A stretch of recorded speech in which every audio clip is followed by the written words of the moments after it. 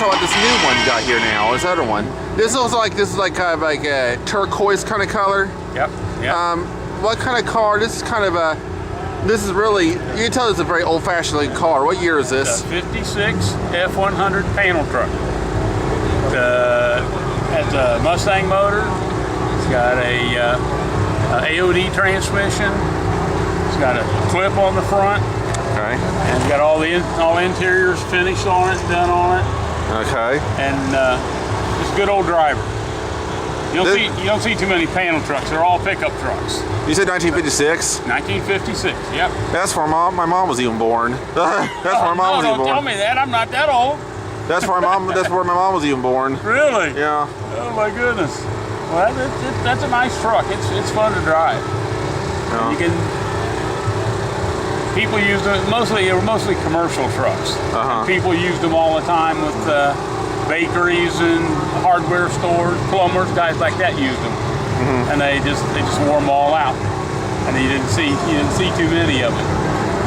But you see a lot of F100 trucks.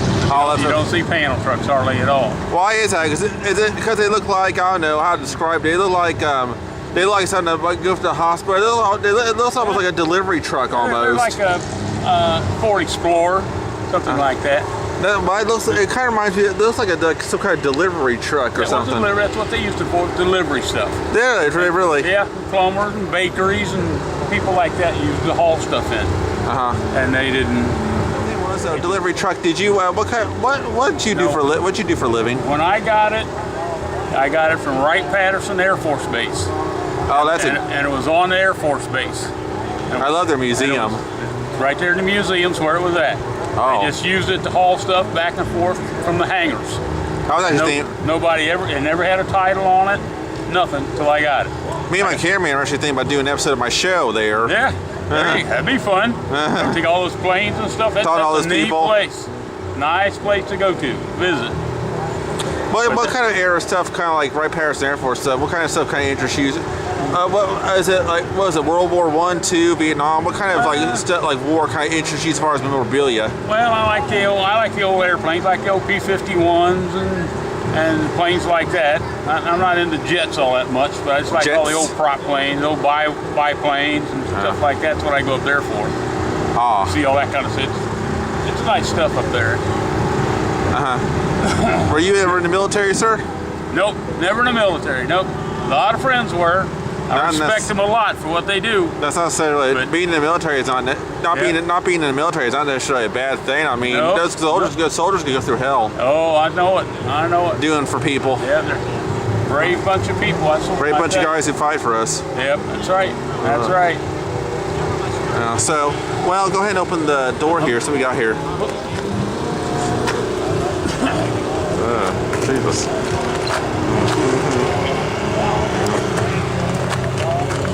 All that's out of an expedition. An expedition?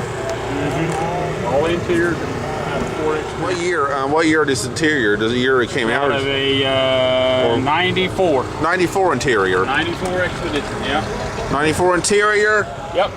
56 outside. Right.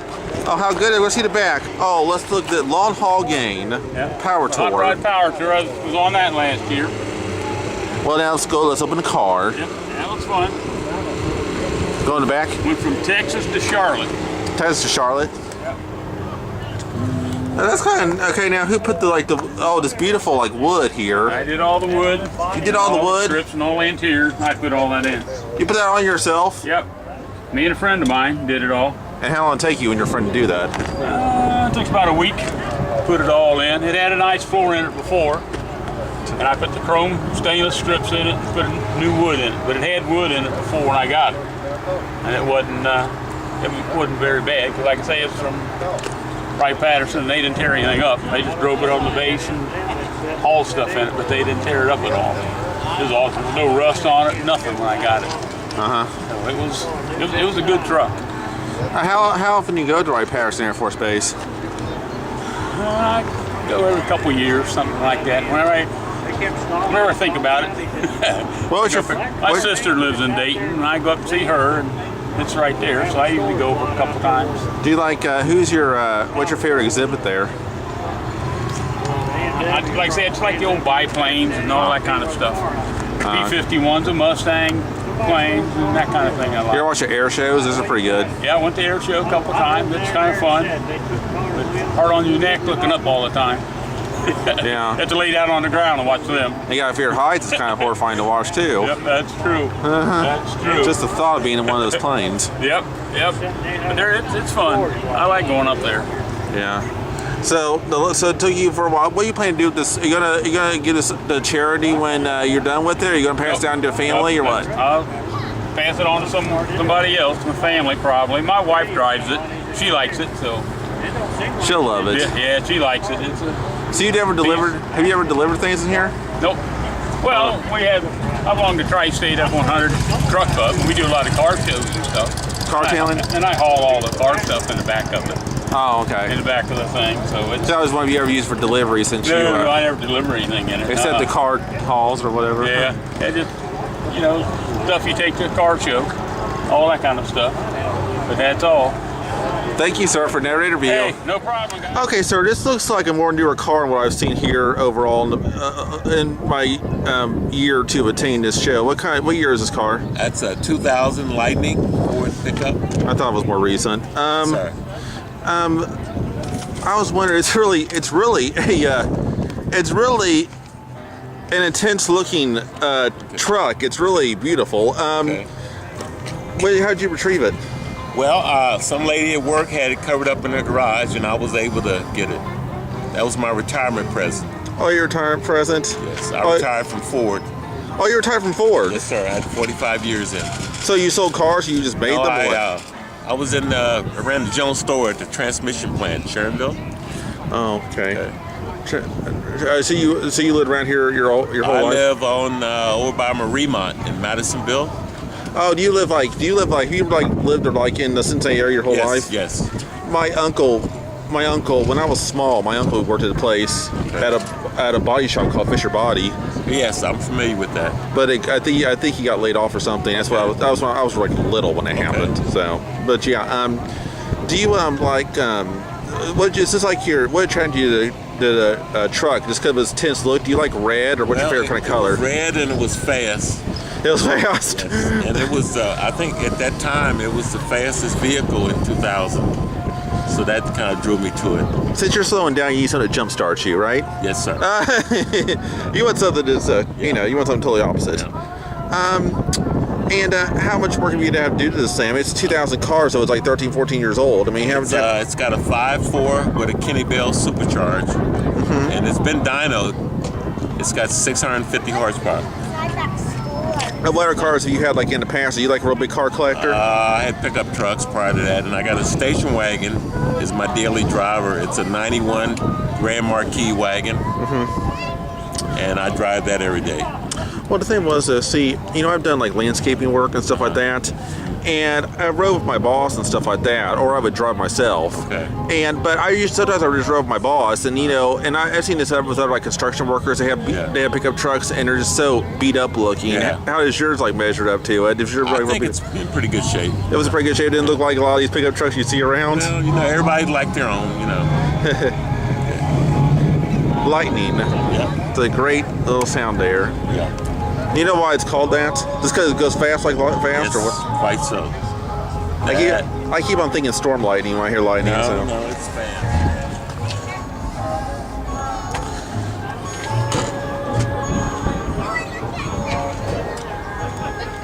Do you have children? No. No? No. Okay, I was wondering, has your other family members ever been really into cars at all? No, I just, no. Kind of a lone thing, it's kind of you all by yourself. Right. Yeah. Well, thank you for talking, sir. Okay, thank you.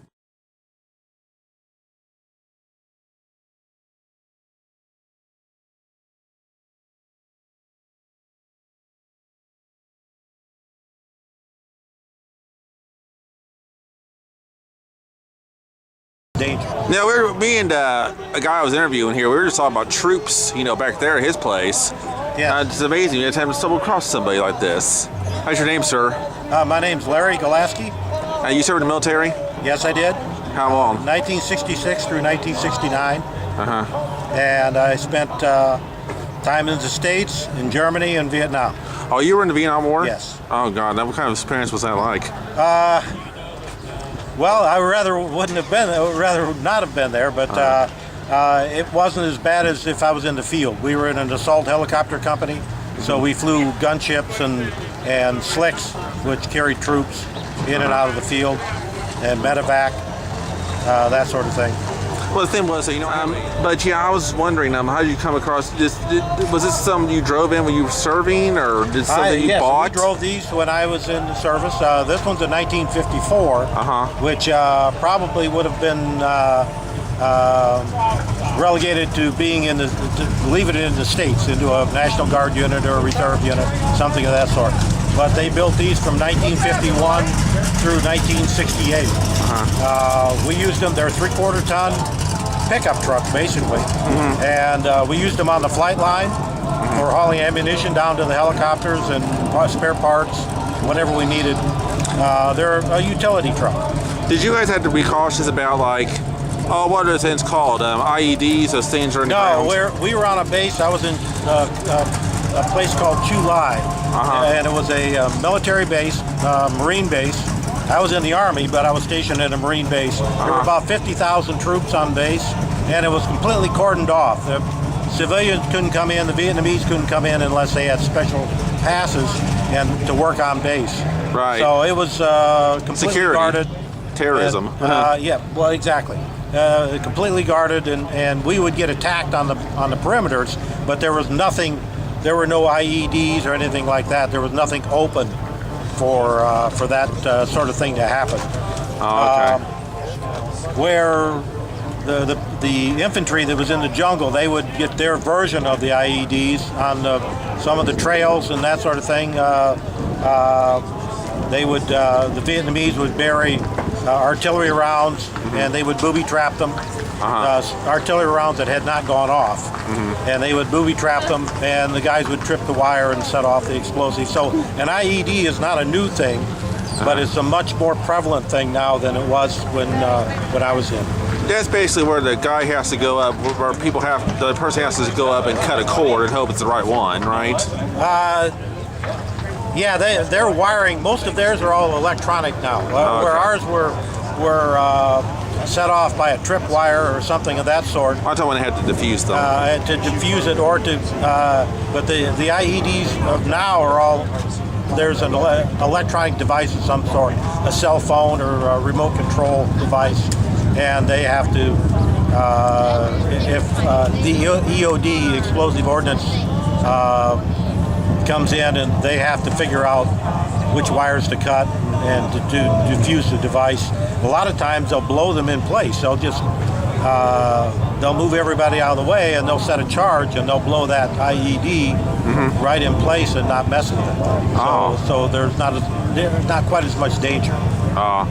So you got this. So you got this thing here, and I really like your hat and boots. What is this truck? Is dedicated to the heroes who. How you doing? 1954 Dodge M37 weapons carrier. Okay, the gun. I'll say you get on up there. What's that? Tell me about this gun here. This gun here we're taking a picture of. What is it? What kind of gun is that? That's a 50 caliber. 50 caliber. And how many rounds got 50 fire? caliber. They'll fire about 450 rounds a minute, and basically it's the weapon of choice for the infantry if they can. If they want something that'll stop the enemy, vehicles, personnel, this is the gun that does it. Okay, now standard-wise, when you compare it like to a regular shotgun or whatever, when you compare it to a regular shotgun, like how many regular shotguns would this fire? I mean, versus a regular shotgun. I mean, how many bullets in a regular shotgun would that? I mean, how many guns would you need to equivalent this? Oh, to compete with that? The equivalent, yeah. Equivalent, there is none, because a shotgun doesn't have the range. Oh, okay. This has a range of about 2,500 yards. Well, I'm talking about number of bullets fired, like in a minute or whatever. Bullets Like, fired, how many guns would that be? Like shotguns would that be? Well, let's see. typically a shotgun, you probably get, each shotgun you could get, 15, 20 rounds a minute out of it. But then you have to, you can't shoot that many, you have to reload. Right. This one is on a belt, it's got a 250 round belt. So you can fire 250 rounds without stopping. So there's a lot of difference between it and a shotgun. And like 10 shotguns there or something like that? Yeah, probably 10, 15 shotguns. Jesus. That's really cool. Now, I want you to show me this. This looks very old-fashioned here. This radio here. Looks like a radio. Until a few years ago, they were still using them. That's a military radio. Military radio? It's called a command radio because it's got 10 presets, so that you would have an officer that was commanding a couple of squads, and he may be talking to headquarters and up to 10 different places, and he could preset the frequencies. So all he had to do was push a button, and he would have that frequency, so he could talk to whoever he needed to talk to without hand dialing. Or hand dialing the frequency, and it's all preset. Oh, it's all preset. So, like you say, it's called command radio. You would have had them in the Jeeps. You have them in a truck like this, and the track vehicles, the armored personnel carriers, that sort of thing. So basically, they get like. There's like a walkie-talkie associated with this thing? Well, it will talk to walkie-talkies. It's not a walkie-talkie. That radio weighs 65 pounds. Yeah, so it's not something you can hand carry. It's made to mount in a vehicle. But we had walkie-talkies that you could set a frequency in this radio and one in the walkie-talkie. And all the military radios will have all the same frequencies. Okay. So you can preset them to what you want. Frequency range, I should say. So you can set it to the frequency range you want, the channel. And then you can talk to several different people in the field individually. I was going to ask you a question. You said you were in Vietnam for a while, the Vietnam War?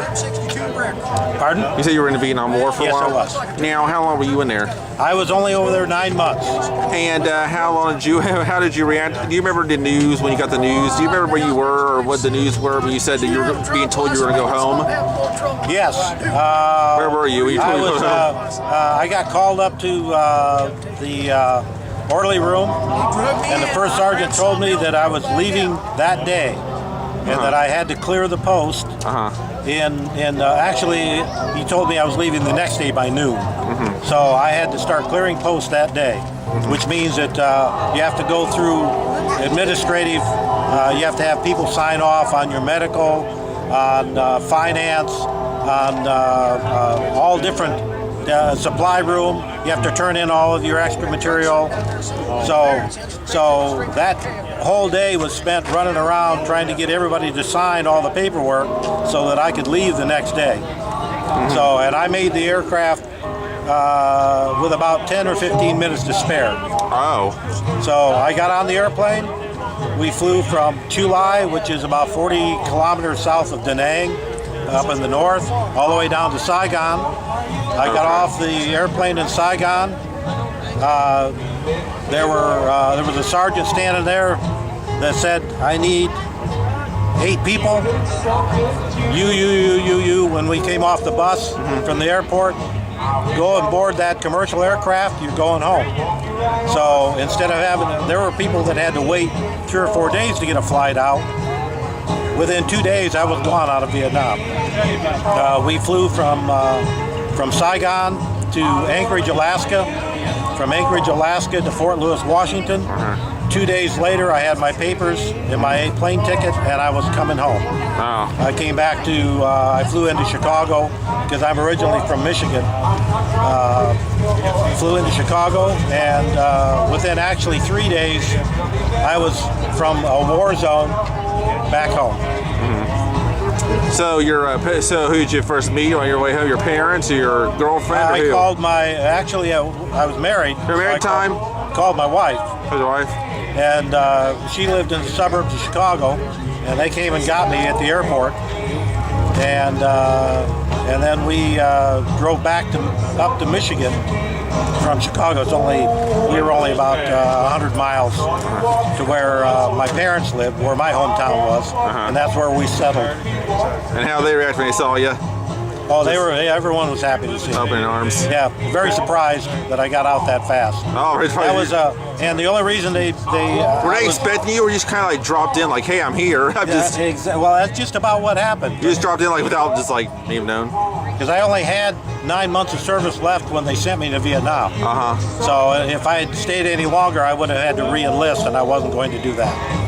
And how'd you react when you first? Were you like jumping up doing cartwheels and stuff when you first told you were going to go home? Pardon? Were you like jumping up and down cartwheels and no, stuff when you first told you actually, to go home? just kind of calm. It was like thinking about ecstatic. I've got to get all this stuff done so I can go home. Yeah. You know, and you're at everyone's mercy. When you go to finance, you have to stand in line. You know, it's everything that the Army does is you stand in line and wait. I had to go for my exit physical. You have to stand in line, and you know you're pushed for time, and those people don't care. You know, so it was rather hectic, but and it was on the plane flying back. It was still hard to believe that I was gone. You know, I was out of there. But your parents still around? Your parents still around? Yes, they are. They live in Florida. Great. They're still they're 88 and 89 years old. Oh, good. And they still got all memories to let you coming home.